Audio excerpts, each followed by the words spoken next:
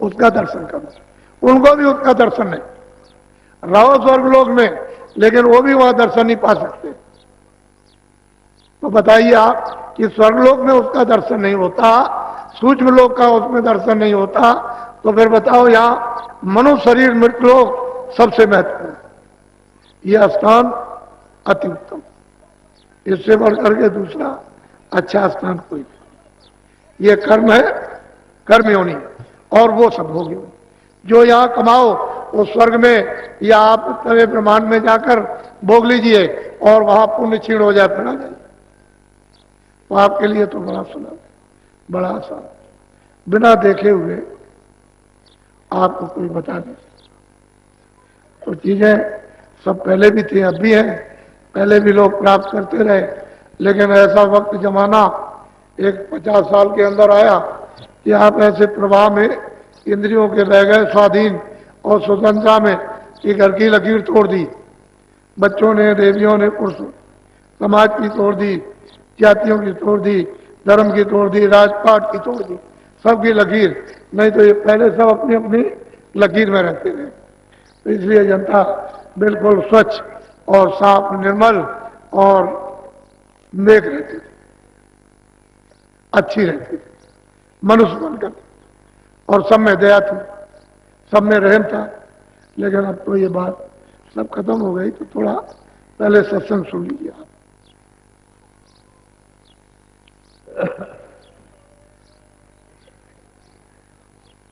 साते गुरु खोजोरी प्यारी, जगत में दुर्लभ रतन यही। कहते हैं कि नर नारी, बच्चे बच्चियों बहुत प्यार से महापुरुष समझाते हैं कि तुम सदगुरु को खोजो। ये मानव तन रतन है और किसी काम का नहीं। वैसे तो मानव तन मिट्टी है, लेकिन अगर सदगुरु चेतन मिल जाए, चेतन से जुड़ा हुआ, जिसने चेतन को प्राप्त किया, तो ये नर्तन रतन है। इसकी कीमत कुछ ऐसा अमूलक है। तो कहते हैं कि भाई तुम मतलब है सदगुरु की खोज, और क्या करो, कहते हैं उससे प्रेम करो, तो तुम्हारा ये शरीर रतन अमूलक, और अभी कोड़ियों के बदले में भी इसकी कुछ कीमत नहीं है। तुमको 500 रुपए में खरीद ले, 5,000 खरीदे, 200 रुपए में खरीद ले, तुम अपने आप को बिकने को तैयार हो, कोड़ियों के बदले में भी नहीं, और फिर आप किसी में भी नहीं खरीदे जा सकते। कहते हैं ऐसा नर्तन, कहते हैं कि तुम सदगुरु खोजो, ये दुर्लभ मानव शरीर, ये रतन है, इसको बेकार आप मत जाने दो। इसी में बैठ के प्रभु मिलता है, और वही सर्व संपत्ति है, वही सर्वधन है, सर्व सुख है, वही सर्व भंडार है, वही ज्ञान का है। उसी से छुटकारा होगा, नहीं तो ऐसे जन्मते और मरते न मालूम कितने अनगिनत युग बीत गए, अभी तक तो छुटकारा हुआ नहीं। तो बहुत प्यार से वो समझाते हैं कि तुमको करना क्या है। पहले सदगुरु की खोज, कहीं मिले, मुसलमान में मिल जाए, तो मिल जाए, काला हो, सांवला हो, जैसा हो, वो मिलना चाहिए। तुम उसको काला सांवला जात पात का मत देखो। कहते हैं मोल करो तलवार का, पड़ी रहे दो म्यान। अरे म्यान का क्या करते हो, तलवार का मोल, ज्ञान का मोल करो। अरे वो खोल का क्या करते हो, जो काला है, सांवला है, गोरा है, ये सफेद है, ये ऐसा है, वैसा है, कोई गेरू है, कोई लाल है, कोई पीला है, कोई सफेद है, कुछ नहीं। उस ज्ञान का मोल करो। तुमको अपने घर में जाना है, उसका मोल करो। ऐसा सौदा करो कि मानो रतन आपका ये काम में आ जाए और जीवात्मा घर पे वापस पहुंच जाए। बोलो। जिन पर मेहर दया सते गुरु की, उनको दरस दई। कहते जिन पर सतगुरु की दया मेहर दया दृष्टि है, उनको तो दर्शन मिलेगा ही, मिलता है, मिलेगा। और जिनके ऊपर संत सतगुरु पूरे की दया नहीं है, वो कुछ नहीं पा सकते। वो ये रतन शरीर हाथ से चला जाएगा। आखिर किनारे पर आ गए हो किसी का 2 बरस, किसी का 10 बरस, किसी का 5 बरस, किसी का 20 बरस। जिस दिन से तुम माँ के गर्भ से बाहर निकले हो उसी दिन से आयु घटने लगी। जैसे ही सूरत माँ के पेट में 5 महीने जब पिंड बन गया और छोड़ी, उसमें बैठा दी, बस आयु घटना शुरू हो गया। उसी दिन से गर्भ से ही आयु घटने लगी। एक एक दिन मतलब 9 महीने तो यूं ही चले गए आपके, और फिर बाहर आए हो तो आप समझ रहे हो बच्चा बड़ा हो रहा, और हम समझते समझाते हैं घट रहा। इसमें से आयु कम हो रही। इसी में से 2 बरस, 4 बरस, 5 बरस का समय हुआ, समय आया बस चला गया। 10 बरस में चला, 20 बरस, 25 बरस में, तो तुम कहते हो जवान चला गया। अरे जवान नहीं गया, उसका समय इतना ही था। जब वो उसकी अवस्था पूरी हो गई, श्वासों की पूंजी खत्म हो गई, तो उसने जीवात्मा को निकाल के बाहर कर दिया। तुमको तो उसी समय में रहने में अपना काम करना चाहिए था। तो बच्चा बढ़ रहा, बच्चा बढ़ रहा, पढ़ रहा, ये कर रहा, वो कर रहा, अभी शादी विवाह करेगा, अभी क्या करेगा, तब तक समय खत्म हो गया। ऐसे ही 40 हुए, 50 हुए, चल दिए। अब क्या भरोसा, इस दिन ये डाल टूट जाए। और जब पत्ते डाल से झड़ जाते हैं कभी वापस नहीं लगते। मानव तन से नाक और मुंह से श्वास निकल जाएगी, ये वापस कभी नहीं लगेगा। वो तो पूंजी कम हो गई। यही गिनती की पूंजी है, दूसरी और कोई पूंजी नहीं। कोई उम्र नहीं है, श्वासों की पूंजी है। अब जितनी 24 घंटे में निकलती है वो पूंजी उसको है। अब 10 बरस लगे, 20 बरस जल्दी जल्दी निकाल दो तो 2 बरस कम हो जाए। पूंजी को संभाल करके रखो तो पूरे समय तक जाओगे आप। तो पूंजी मिलती है श्वास, ये जो निकलती है हवा, अंदर और बाहर, अंदर और बाहर, ये आपको पूंजी मिली हुई है। पूंजी खत्म होते ही ये चाम चमड़ा आएगी, बस इसमें से सूरत रह ही नहीं सकती है, क्योंकि पूंजी तो खत्म हो गई। क्षणों में सर से सिमट जाएगी, उसके रहने का कोई स्थान ही नहीं। उसी पूंजी का तार लगा हुआ है, उस शब्द का, उस नाम का, और वो मतलब एक गोपनीय है, और फौरन खींच लेगा, अलग कर देगा, आप पड़े रहेगा। लड़का मर गया, पति मर गई, पत्नी मर गई, रिश्तेदार चला गया, क्या है, क्या हो गया, आप चिल्लाते रहो। ऐसा रतन अमोलक मनुष्य शरीर, और आपने जीवन में उस महापुरुषों की खोज नहीं की जो आत्माओं को जगा देते, और वापिस ये बेचारे संसार में कितने मुद्दतों से भटक रहे तो अपने घर में पहुंच जाते। वो कोई ऐसा देश है, वो तो ऐसे सूरज इस घास पर यानी पृथ्वी पर लग जाए तभी तो उसकी इतनी किरण के सामने कुछ नहीं। ऐसा तुम्हारा निर्मल प्रकाशमान स्वच्छ आनंद, और मतलब यह है कि अमृत का देश है, उसको छोड़ करके यहाँ अमृत चाहते हो कहीं मिल जाएगा, यहाँ काम है। अरे भाई तुम उसको देखो, वो पपिया रट लगाता है कि मालिक हमारी प्यास नहीं जाती है, स्वाद की बूंद गिरा, तो रट लगाते लगाते लगाते लगाते मालिक उसके प्रण को देकर एक उसमें स्वाद की बूंद गिरा देता। तुम देखते हो हिरन जब उसके सामने बाजा बजाओ तो इतना मस्त हो जाएगा कि वो कुछ नहीं है, बाजा फेंक दिया, उसको मस्त पकड़ लिया, काट दिया। अरे मछली पानी से प्रेम करती है। आप लोग मनुष्य शरीर में रहकर आपने ये खोज और तलाश नहीं की कि मालिक किनके द्वारा मिलता है, किनके द्वारा परिचय, किनके द्वारा रास्ता, कौन मदद करेगा, कौन हमारी शुद्धि सफाई करेगा, कौन युक्ति बताएगा। अभी तक आपने किताबों को नहीं सोचा और ना उनको कुछ ढूंढा, तो आपके किताब पढ़ने का फायदा क्या हो। किताबों में तो यही सब लिखा हुआ, रामायण में भी लिखा है, गीता में भी यही लिखा हुआ है, कृष्ण ने भी यही कहा है, और राम ने भी यही कहा, और जितने भी लोग आए ऋषि मुनि सबने ये कहा, और आप कुछ नहीं छोड़ दिया, सब छोड़ बैठे। कह लगे हम किसी को नहीं मानते। क्या मानते हो? किताब जानते ही नहीं। किताब क्या मानोगे?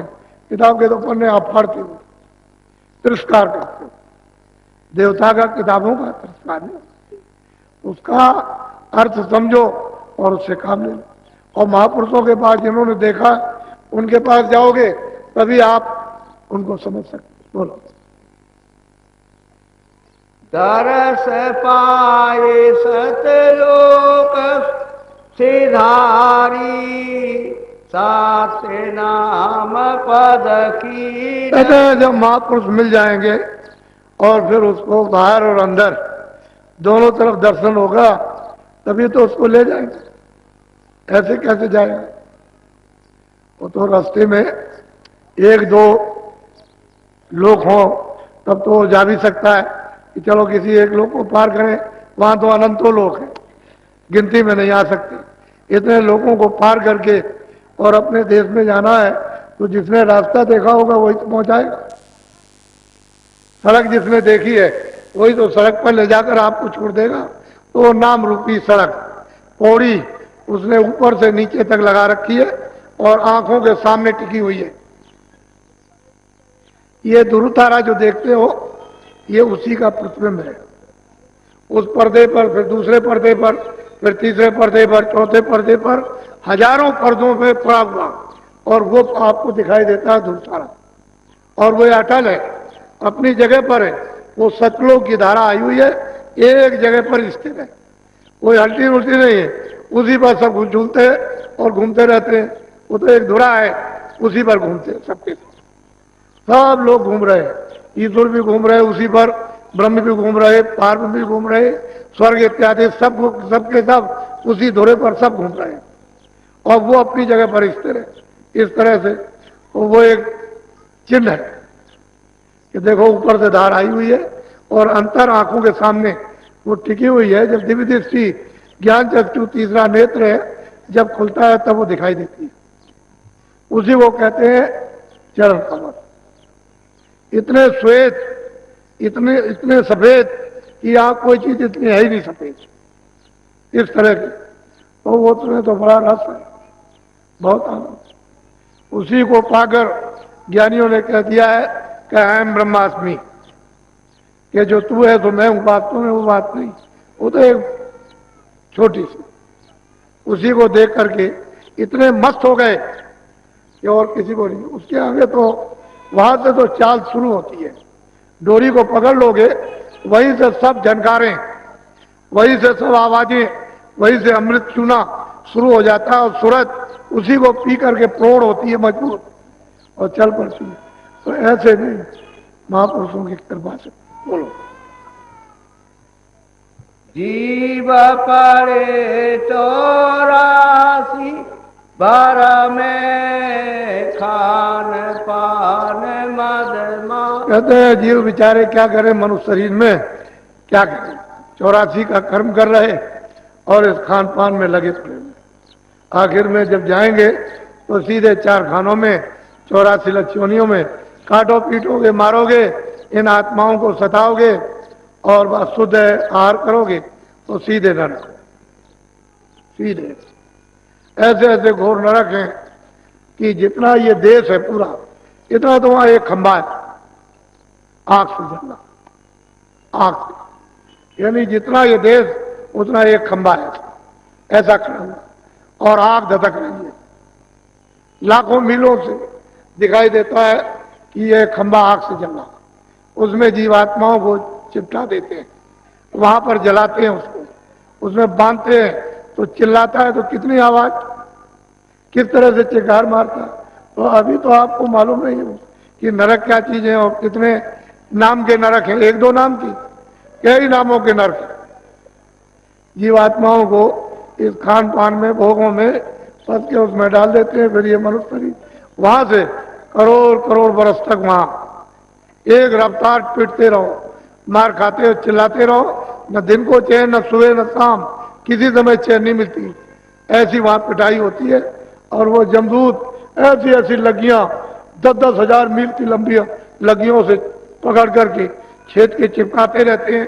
तो आपको तो ये तो महापुरुषों ने जब आंख से देखा तो जीवों से कहा, अरे तुमको मालूम नहीं वहां तो बड़ी दुर्दशा होती, बयान नहीं की जा सकती, ऐसा है लोग साथ। तो कहते हैं तुम भोगों में, इसमें तुम लिप्त हो गए और 4 खानों का, 84 लक्ष्योनी नरकों का रास्ता खोल लिया। अब कौन बचाएगा? अब ये सोचो, तो मतलब है कोई बचा नहीं। ये बेचारे जो जल में जीव रहते थे, आपको देख करके डरते नहीं थे, उनको तो किसी को रहने नहीं दिया, सबको निकाल कर सफाया कर दिया। ये बेचारे जानवर निर्भय होकर के गांव में घूमते रहते थे, उनको सफाया कर। पंछी जो है तुम्हारे घरों में बैठे रहते थे, कहीं कुछ नहीं था और उनको भी साफ कर दिया। अब ये हालत हो गई तो आखिर मनुष्य क्या हो गया? मनुष्य तो ना, ये तो भोग जो है बिल्कुल पशु अज्ञान। आप तो मनुष्य थे, आपका भोग तो ज्ञान का होता है, लेकिन भोग हो रहा अज्ञान का, तो आखिर में क्या होगा? दशा ये होगी और आपको कोई रास्ता मिला नहीं। बोलो। हाँ, मान मानी का रोग पसरिया बड़े बने दिन। अब महापुरुष कहते हैं क्या जीव बेचारे झूठा मान मनी का तमाम मेरा मान करो, मेरा मान करो, इसका इसी में सब जीव बेचारे उलझ गए और बड़े बनने लगे, मार खाने लगे। जो बड़ा बना वो मार खा। अरे भाई, यहां तो सबकी एक ही घाट की दशा है, क्योंकि मौत के घाट पर तो कोई किसी का नहीं, सबको वही शमशान भूमि पहुंचा। हम भी तो जाएंगे। हम कौन पट्टा लिखा के आए? अरे किराए के मकान में आए, अपना काम कर लो, यही बहुत सारी है। और अपना काम करने के बाद किसी और का बन जाए, उसका काम कर दीजिए, नहीं तो एक किराए का मकान दो, जब पूरा होगा कहेगा अच्छा अब हमारा हमको दे दीजिए, तो उसकी जय जयकार होगी, अच्छा हुआ आपने ले लिया अपना मकान। तो अपना काम कर लो, मकान उसका दे दो, हंसी खुशी से, रो गाओ मत, जिसका मकान उसके सोच कर। तब तुम बड़े बुद्धिमान और चतुर हो और तुमने बुद्धि से काम ले लिया और तुमने अपना काम नहीं किया। और जब वो आया कि मकान दो तो रोने चिल्लाने लगे, कहले ऐसा नहीं वैसा नहीं, अभी नहीं, जब नहीं। अभी तो कब? वो तो घाट सबका ही थी, दो घाट नहीं है। लेकिन जो जीते जी मर जाते हैं, वो मरे हो जिए क्या चीज? वो तो जीते जी मर गए। जब सूरत को शरीर से नाम से जोड़कर अलग कर दिया तो जीते जी मर गए। वो तो बिल्कुल ऐसे ही अलग हो जाती है जैसे मौत के वक्त अलग होती है। ऐसे ही नाम की डोर पकड़ के चल जाए, शरीर यह बैठा रहता है, उसकी संभाल ऊपर के सब लोग करते हैं, कोई छुए नहीं, कोई छेड़े नहीं। एक महात्मा जंगल में गए तो वहां साधना कर रहे थे गुफा में, तो उनकी साधना को उनको देख करके बिल्कुल अचेत पड़े हुए थे। तो हम बाहर आए, उनके शिष्यों से पूछा, कह लगे आप कुछ बोले तो नहीं? मैंने बोला तो नहीं, कुछ नहीं, मैं समझता हूं कि साधना कर रहे हैं। अब ऐसा मालूम होता है कि शरीर में नहीं। तो वहां सब रक्षा करते हैं, कोई आदमी, कोई यानी जानवर, कीड़ा कोई बोल नहीं सकता, बिल्कुल एकदम सब रक्षा होती रहती। और जब तक वो विचरण करेंगे तब तक करेंगे, और जब उधर से लौट के आगे बढ़ा जाए तो कहते हैं जीवत मृतक हो रहो तजो खलक की आंख, समरथ रक्षक सदगुरु मत पावे दुखा। जीते मरे। और वो कैसे? सूरत को नाम के साथ और नाम पकड़ के ले जाए, शरीर से निकाल देगा, वो फिर ले आएगा, फिर निकालेगा। उसका रोज का नित्य प्रति का ये काम कि ले जाएगा, ले आएगा, ले जाएगा, ले आएगा, आएगा और जाएगा, आएगा जाएगा। ऐसा नहीं कि आप वहीं रह जाओ, यहां अवध को पूरा करो, ऐसा नहीं, जाओ लौट के आओ, फिर जाओ फिर लौट के आओ। जब पूरा समय होता है चले जाओ। तो तैयार बैठे रहते हैं हर वक्त कि जब भी आदेश और जब भी समय पूरा हो जाए फौरन यहां से निकलो। तो जब समर्थ कोई मिल जाएगा तो ये तुमको रास्ता आने जाने सिखा देगा, ले जाएगा और फिर निकाल देगा और ले चलेगा, तो जीवित मृतक हो जाओ। मरने पर तो सब मरते हैं, लेकिन जीते जी अलग हो जाओ। बोलो। छोटा रहे चित्त से अंतर, शब्द माही तब हम आप लोग कहते हैं भाई छोटे रहो, सब छोटे रहो, अंदर चित्त से छोटे रहोगे मैं सब। और ऐसे लोग जो है सूरत को नाम के साथ जोड़े रहते हैं, शब्द के साथ, आवाज के साथ जोड़े रहते हैं, उसका रस ले रहते हैं अपने दीन ही। बिल्कुल अपने को छोटा समझ कि हम कुछ नहीं। ऐसे ही लोग इस संसार के सूप को फेंक देते हैं, और सूप बांधे रहोगे तो छोटे छेद में जा नहीं सकते हो, बहुत बारीक छेद है, उसमें से होकर के निकलना है, तो ऐसे कोई नहीं जा सकता है। जितने दीन हो जाओगे इससे अपने आप को कि हम सबसे छोटे हैं, उतना ही सूरत सबसे जुड़ जाएगी। और जितना ही अपने को समझोगे कि हम कुछ हैं, हम हमारा लोग मान करें, आदर और सत्कार करें, तो तुम उस सत्ता से दूर चले जाओगे। वो दीन हो, और दीन जो होता है कहीं भी जाए सब प्यार करती है, छोटे को सब प्यार करती है, चिट्ठी रहती है महलों में घूमती रहती है, कोई कुछ कहता है, सब जगह घूमती है, लेकिन कोई चला जाए तो देखो आप कैसे जा सकते हो। असली छोटे हो जाओ, जितने छोटे जाओगे मालिक के दरबार में प्रवेश हो जाओ। और तुम यहाँ पर घमंड लेकर के रहे तो घमंड तो जाता नहीं, वो तो एक विकार है, वहां बेकार की कोई चीज नहीं जाती, न उधर मन जाएगा न बुद्धि। जहां तक मन जाता बुद्धि चित्त और प्राण जाते वो तो अपने अपने भंडार में ले हो जाएगा। सूरत तो अकेले आई, और जब आकर के इसको कपड़ा पहनाया तो इनको लगा दिया, मन को लगा दिया, बुद्धि को लगा दिया, चित्त को लगा दिया, प्राणों को लगा दिया और नीचे उतार दिया। अब लेकर के ऊपर से आई, इसी तरह से नीचे जब चढ़ाई हो शब्द के द्वारा तो उतारते चले जाओ, अपने अपने भंडार में पहुंचा, तो ये जीवात्मा अकेली हो जाए, किसी को लेकर नहीं अकेली। इस तरह से कहते हैं दीन होकर रहोगे सबसे जुड़े रहोगे, और दीनता नहीं है तो सबसे अलग हो जाओ। बोलो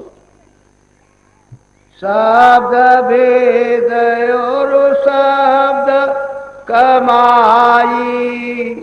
लोगों को सार मिला, बाकी जिनको महापुरुष नहीं मिले और भेद नहीं मिला, जुक्ति नहीं मिली, वो क्या कमाएंगे, उनको संसार में कुछ नहीं। वो चाहे चारों वेद पढ़ो कंठस्थ कर लो, चाहे गीता रामायण कंठस्थ करो, कुछ नहीं। जिनको शब्द नहीं मिला, नाम नहीं मिला, वो जीवन में कुछ नहीं, उनको सार मिल ही नहीं सकता। और जिनको नाम और शब्द मिल गया उनको सार मिला, क्योंकि उनको महापुरुष मिल गए और भेद मिला। फिर कमाई की, ऐसा नहीं कमाई नहीं कमाई, अभ्यास किया, साधना की, भजन किया, तो उनको सार मिला। जो करेगा पाएगा, नहीं करेगा बोलो।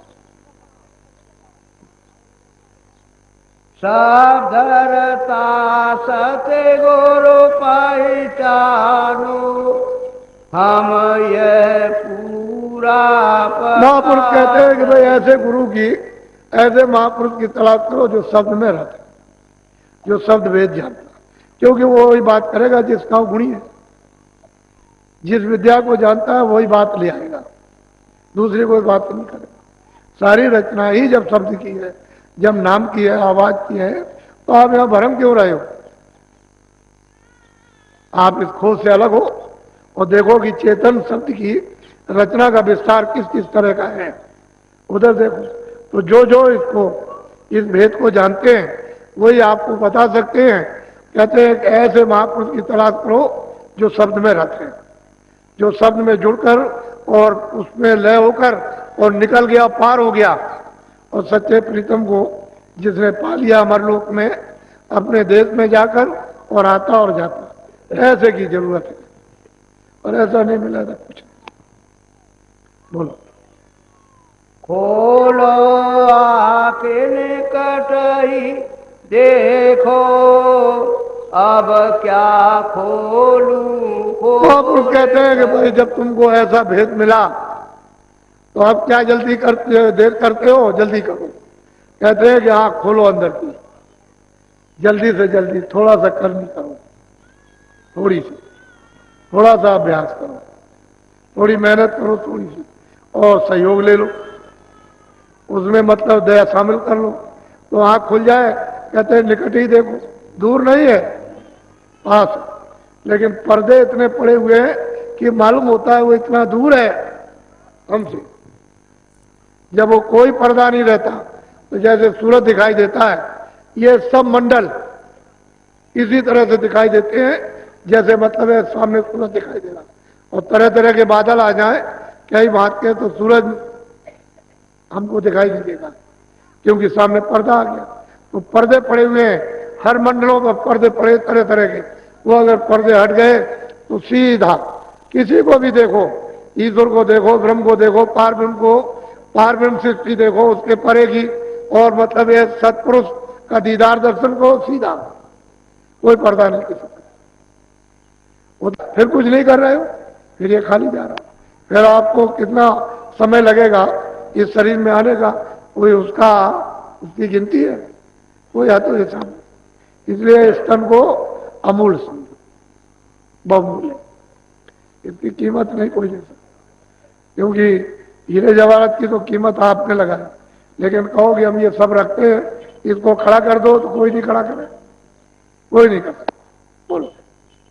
आगे भागे तुम्हारा प्यारी, नहीं परखो तो जून। कहते हैं कि आगे है सूरत, है जीवात्मा, है मनुष्यो, तुम्हारा भाग है अगर तुमने नहीं इस समय मनुष्य शरीर में परखा, पहचाना महापुरुषों को, तो फिर जोन कहते हैं 84 और नरक कहते हैं, उन जोन में तुमको वासा मिलेगा, फिर ये अवसर फिर कभी मिलेगा, कभी नहीं मिला। तो आप लोग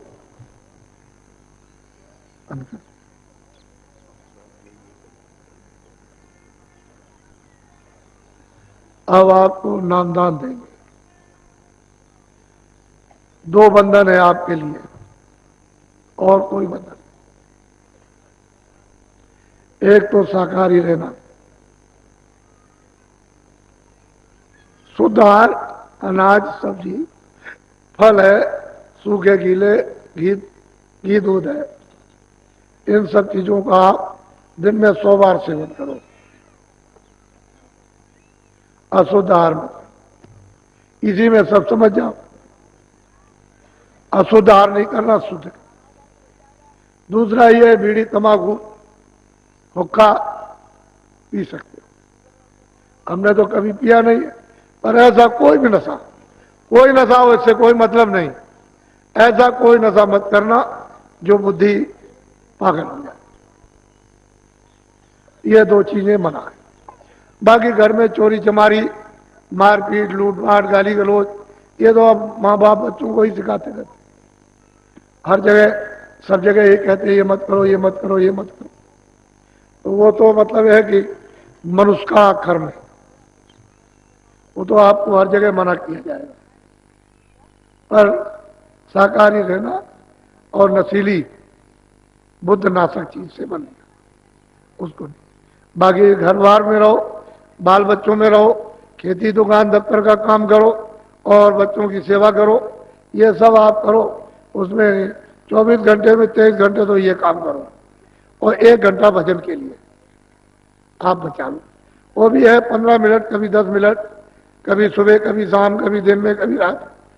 तो 1 घंटा पूरा करो पहले, 1 घंटे में ये काम करो, तो आपका घर बार भी नहीं छूटा और आपको कोई नुकसान भी नहीं, और समय तो आप बचा ही लेते हो।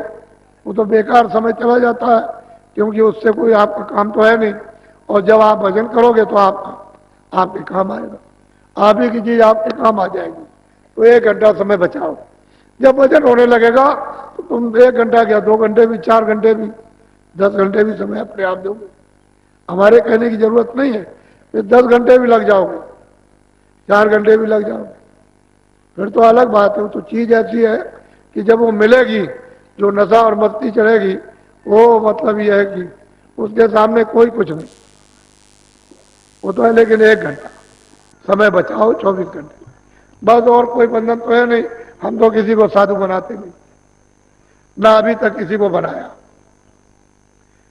तो गुरु महाराज के पास आए थे, उन्होंने कहा था कि अरे भाई क्या करोगे, भजन ही कर लो, भजन कर लो, क्या करोगे, ये अपना काम कर लो, चलो दूसरों को मतलब ये है कि जगा देना, जब काम हो जाए तो दूसरों को भी जगाना, ऐसा उनकी इच्छा थी। तो अब जो उनकी इच्छा थी वो किया। आप पहले उनको देखिए, गुरु महाराज को कितने सीधे साधे थे, बहुत सीधे साधे। सही बात तो है, इनको कोई पहचान नहीं सकता था, इतने सीधे थे। और मतलब यह है कि सब कुछ लेकर बैठे हुए थे, सब कुछ खजाना उनके पास था, जो लेने वाला होता सब ले लेता, पर यह है कि लेना नहीं। अब जो कुछ उनकी कृपा और दया हो गई वो, लेकिन उनके पास सब कुछ, किसी चीज की कमी नहीं। पर अब यह है कि भाग नहीं है तुम्हारा, तुम जगे और चेते नहीं, तुम इस संसार में लगे पड़े रहे, विषयों में फंसे रहे, तो आप उससे वंचित रहे। तो आप देखिए उनको कितने सीधे और सादे थे, और उनसे ये चीज मिली थी। उन्हीं का ये मंदिर है जो देख रहे हो, कि जो इतनी बड़ी चीज दे सकता है, तो उसकी कुछ ना कुछ निशानी इस रूप में रहे कि भाई ये तो दे के गए थे, और उन्होंने कहा था कि ये हमारा धन दूसरों को बांट देना, दे देना, तुम्हारा नहीं है, तुम इसके रखवाले बनो, और जब दूसरा ग्राहक आ जाए तो उसको ये धन दे दो। तो ये तो उनकी चीज है, हमारी तो कुछ है। हम तो वैसे भी नहीं चाहते थे कि कोई सत्संग करें, चुपचाप अपना भजन करते रहे और चुपचाप रहे, समय पूरा करना चाहिए, लेकिन उनका आदेश था, इसलिए ये आपको सब धीरे धीरे करके सुनाना पड़ा। और जो परेशानियां आई वो तो हमको मालूम, लेकिन उसके सामने कुछ परेशानी नहीं, वो भी हंसी खुशी की। आपके साथ कितनी परेशानी महापुरुषों को उठानी पड़ी, तब इन जीवात्माओं का काम हुआ, ये काम नहीं होता है। तो आप नामदान ले लीजिए। आप पहले जो जो भगवान का नाम बोलेंगे, सब लोग एक साथ एक आवाज में, मुंह से अपनी अपनी आवाज को बाहर निकालना, ताकि ये सुनने को मिले कि आप नाम का शुद्ध उच्चारण कर रहे हैं। ऐसा नहीं कि आप अशुद्ध बोलने लगो, शुद्ध उच्चारण, सीधा उच्चारण करो, अशुद्ध उच्चारण उल्टा मत करो, सीधा बोलो हमेशा। वो क्योंकि सीधा ही वो पकाया हुआ है, उल्टा नहीं पकाया। उल्टा पकाया होता तो उल्टा बोलते, लेकिन सीधा पकाया तो सीधा बोलो। जब सीधा बोलोगे तो आपको लाभ मिलेगा, और आपने उल्टा उच्चारण कर दिया तो आपके लिए नुकसान है। तो शुद्ध बोलना, सीधा और साफ बोलना। जो जो नाम बोलता जाऊंगा आप बोलते जाना, जब मैं चुप हो जाऊंगा तो आप बोलो जय गुरुदेव, इतना ये ढक जाए, क्योंकि कोई आदमी ये न देख सके कि आप ये क्या कर रहे हो, क्योंकि वो देखेगा तो कहेगा हमने तो ऐसा भजन करते किसी को देखा नहीं है जो आप भजन कर रहे हो, समझ गए। तो थोड़ा सा कपड़ा डाल लो कि आपके हाथ दिखाई न दे इतने, और ये आंख और कान आपका ढक जाए। तो कपड़ा डाल के फिर करो, तो ऐसे आंख बंद की और ऐसे कान बंद किए,